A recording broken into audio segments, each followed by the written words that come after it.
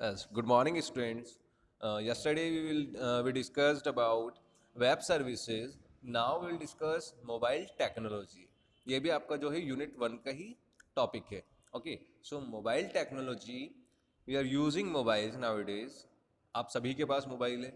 हम इजीली समझ सकते हैं कि मोबाइल टेक्नोलॉजी एक्चुअल में है क्या. मोबाइल टेक्नोलॉजी जो है आपकी सेलुलर कम्युनिकेशन टेक्नोलॉजी है, जिसके थ्रू हम किसी भी मोबाइल के थ्रू हम कम्युनिकेट कर सकते हैं, मैसेजेस सेंड कर सकते हैं, अपनी जो है लोकेशन सेंड कर सकते हैं. उसके अलावा इंटरनेट एक्सेस कर सकते हैं, ब्राउजिंग कर सकते हैं, गेम्स प्ले कर सकते हैं. सो ये सब जो है मोबाइल में हम ईजिली कर सकते हैं सारे काम. सो यहाँ पर जो दिया गया है आपका वो यही है. Mobile technology is a system that is mostly use for cellular communication and other various applications. Mobile technology has evolve from single simple devices use for phone calls, messaging into multitasking devices like smartphones जो हैं, जिनमें हम क्या क्या कर सकते हैं, GPS navigation, internet browsing, gaming, instant messaging, और भी बहुत सारे टूल्स होते हैं. और बहुत सी अदर एप्लीकेशंस भी हम इजीली इंस्टॉल करके और उनका भी हम एक्सेस कर सकते हैं.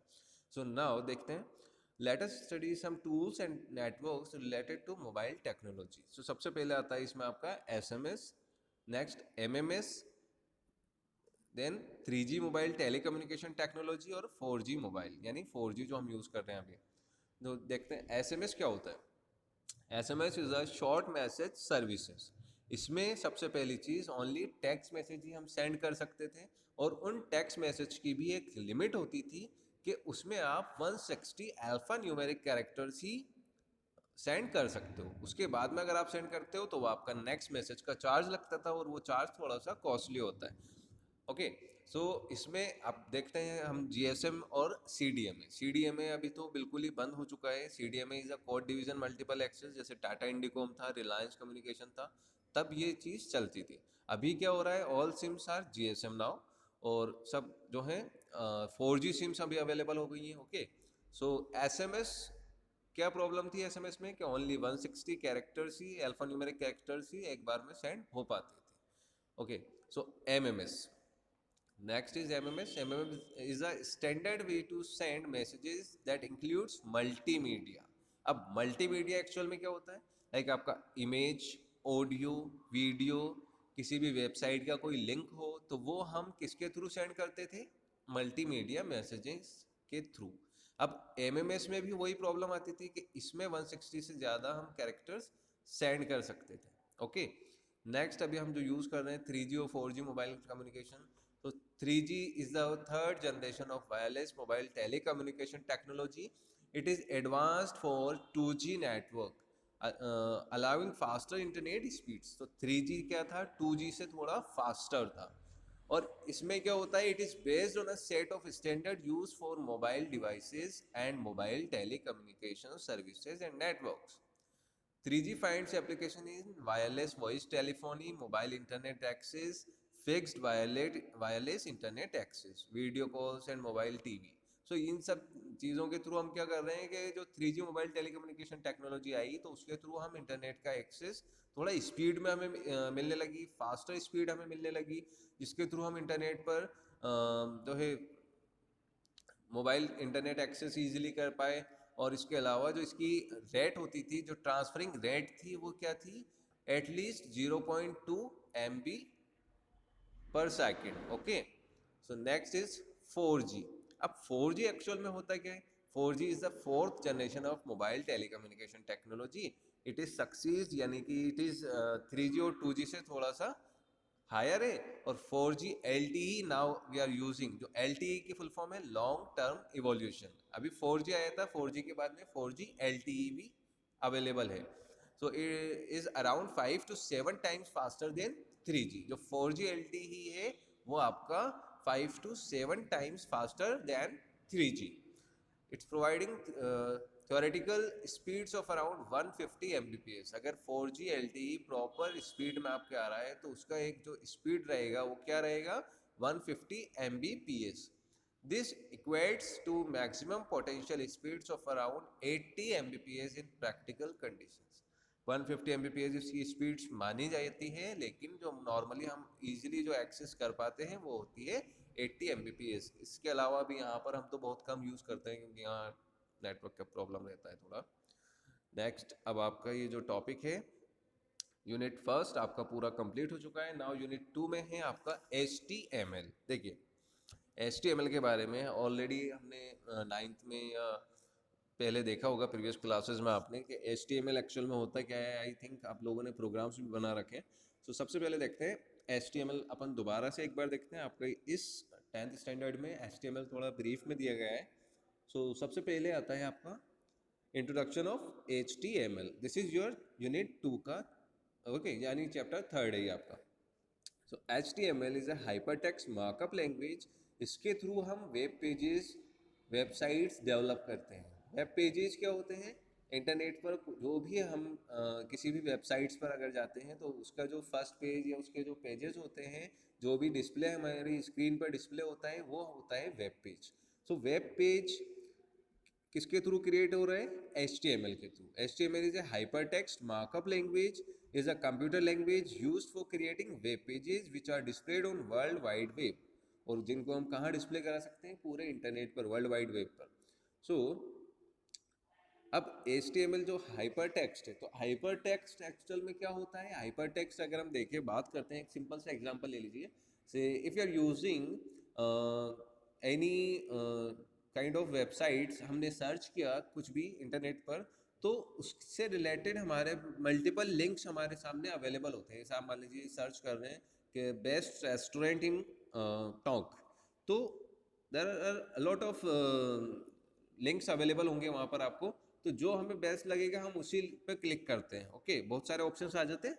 तो सबसे पहली चीज़ वो होता है हाइपरटेक्स्ट से रिलेटेड लिंक्स होते हैं। तो वो लिंक्स हमें उस वेबसाइट के पेज पर ले जाकर ड्रॉप कर देते हैं। ओके, तो जो हाइपरटेक्स्ट होता है वो मोस्टली जो होगा वो डिफरेंट कलर में होगा, और जब आप उस पर क्लिक कर देंगे तो उसका कलर अगेन चेंज हो जाता है कि ये विजिटेड हो गया, तो वो चीज़ आपको वहाँ पर नज़र आ जाती है। तो सबसे पहले देखते हैं, hypertext was launch by Ted Nelson in 1965। Hypertext किसने लॉन्च किया था?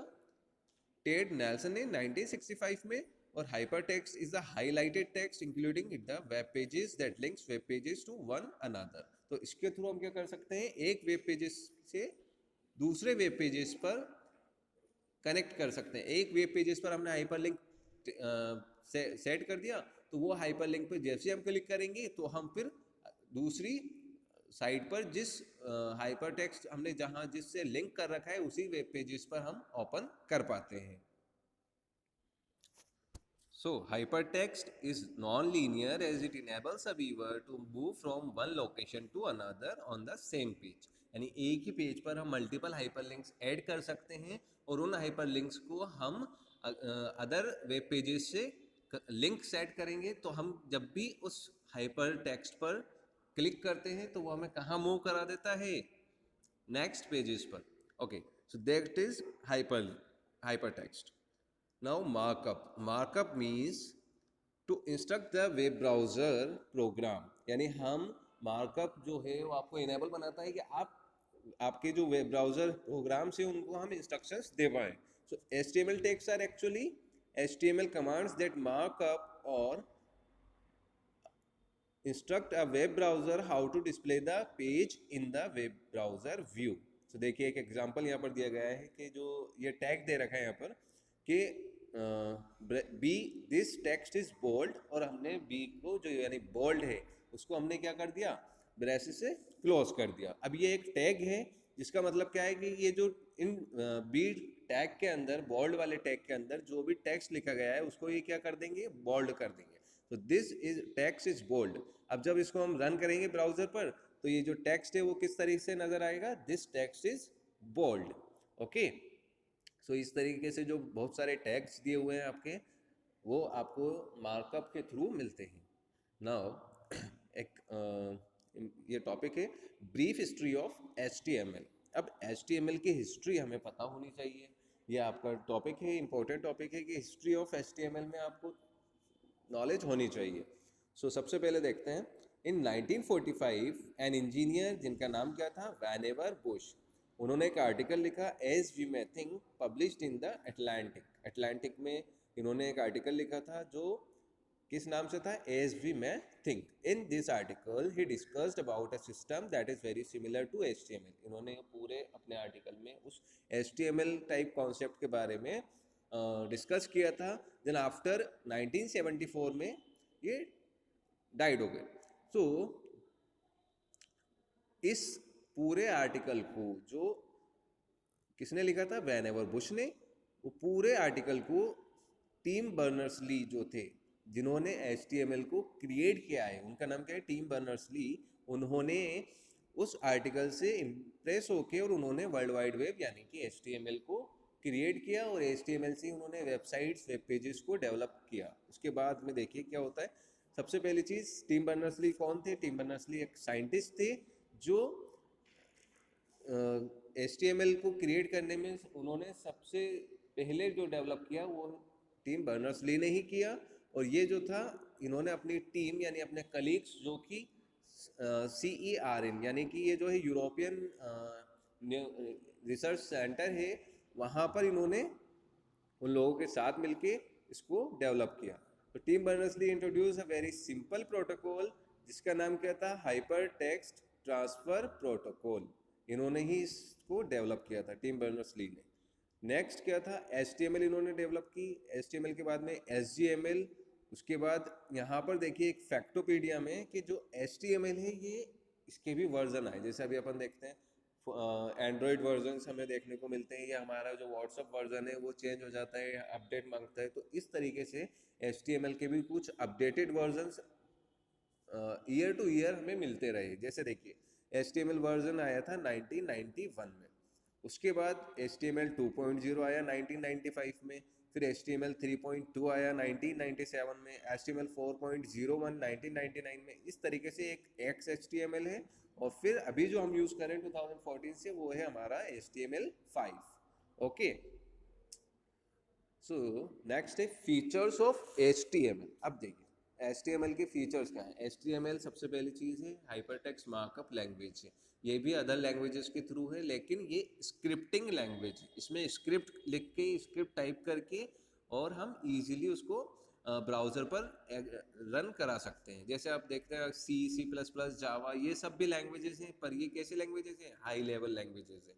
इन्हें समझने के लिए थोड़ी टिपिकल होती हैं और थोड़ी हमें डिफ़िकल्टीज भी आती है। पर HTML ऐसी नहीं है। HTML बहुत ही ईजी लैंग्वेज है। सबसे पहली चीज़, HTML is easy to use and understand. Next is HTML web pages are supported by almost all the web browsers. यानी कि आपको क्या करना होता है HTML में, हम नोटपैड पर सिंपल सा एक प्रोग्राम टाइप करते हैं HTML का, और उस HTML प्रोग्राम को वेब ब्राउज़र पर जैसे हम ओपन करते हैं तो वो कोई से भी वेब ब्राउज़र, चाहे वो इंटरनेट एक्सप्लोरर हो, मौजिला फायरफॉक्स हो, गूगल क्रोम हो, या आपकी ओपेरा मिनी हो, कोई भी वेब ब्राउज़र हो, वो उस वेब ब्राउज़र पर एक्सेस कर सकते हैं, क्योंकि all the web browsers access web pages. Next देखिए HTML इज़ फ्री। इसके लिए आपको कोई पे नहीं करना पड़ता कुछ भी। अदर से जैसे सॉफ्टवेयर को परचेज करते हैं वैसा सब कुछ इसमें नहीं होता। Next, web pages created using HTML take less time to load. Easily आप वेब पेजेस को डेवलप कर सकते हैं, क्रिएट कर सकते हैं। Next, requirement for using HTML। अब ये HTML जब आप यूज़ करना चाहते हैं तो आपको किन किन चीज़ों की रिक्वायरमेंट होती है।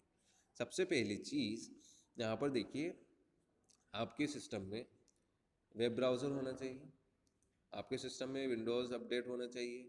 नेक्स्ट जो मेन है वो क्या है, आपके टेक्स्ट एडिटर्स यानी वर्ड प्रोसेसर, जहाँ पर आप टेक्स्ट टाइप करते हैं। तो सबसे सिंपल जो है इसमें वो आता है नोटपैड। हमारे सिस्टम में इनबिल्ट होता है नोटपैड, तो वो नोटपैड का यूज़ करके हम वहाँ पर नोटपैड में प्रोग्राम्स को टाइप करेंगे और देन उसको हम कहाँ पर देखेंगे, वेब ब्राउज़र पर। मैं आपको ये प्रैक्टिकली कल बताऊंगा। सो टेक्स्ट एडिटर्स मीन्स क्या होते हैं, text editor such is notepad और word processing program. For example WordPad, MS Word, open office, ये सब क्या है, हमारे टेक्स्ट एडिटर्स है। इनमें हम टेक्स्ट को टाइप कर सकते हैं, उन्हें हमारी कंडीशन के अकॉर्डिंग एडिटिंग कर सकते हैं, उनके सेव करके हम हमारी मेमोरी में, कंप्यूटर की मेमोरी में उसको परमानेंटली रख सकते हैं। सो टेक्स्ट एडिटर हमें क्यों ज़रूरी होता है ये आपको पता होना चाहिए। टेक्स्ट एडिटर के थ्रू ही आप अपने नोट आपके जो भी वेब ब्राउज़र के वेब पेजेस के जो भी प्रोग्राम आप टाइप करेंगे, आपको वेब पेजेस डेवलप करना है तो आपको HTML यानी कि स्क्रिप्टिंग लैंग्वेज में आपको वो कोड लिखना पड़ेगा, और उस कोड को आप कहाँ लिखेंगे? टेक्स्ट एडिटर यानी कि नोटपैड या वर्डपैड या MS ऑफिस, इन सब चीज़ों में। Next, what you see is what you get, यानी जो आप देखते हैं वही आपको मिलता है। Editors allows you to create web pages without writing HTML commands. They provides an inbuilt graphical user interface such as MS Word, where you can quickly design web pages by using different formatting options.